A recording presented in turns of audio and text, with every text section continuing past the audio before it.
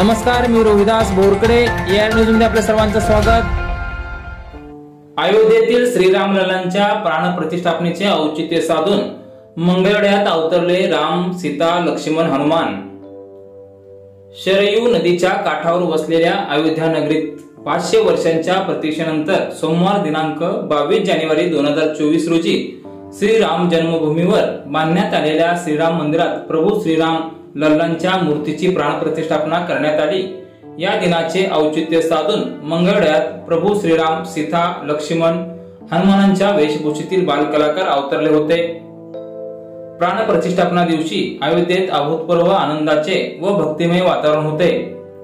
त्या निमित्ताने मंगळवेढ्यातील सिद्धार्थ अर्जुन नागने याने श्रीरामाची, शिवन्या विनायक कलगुरुमे हिने सीतेची, शिवतेज विनायक कलगुरुमे याने लक्ष्मणाची, तर सार्थक आनंद खटावकर याने हनुमानाची भूमिका अप्रतिम साकारली होती।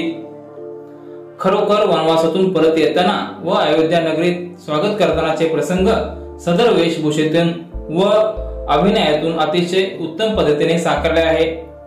मंगळवेढ्यात या बाल कलाकारांनी भक्तिमय वातावरण निर्माण केल्याबद्दल त्यांचे सर्व स्तरातून कौतुक होत आहे। सदरचे प्रसंग आपल्या फोटोग्राफीतून टिपताना लेन्स स्वॅप क्रिएशनचे मालक स्वप्नील नागने यांनी परिश्रम घेतले आहे।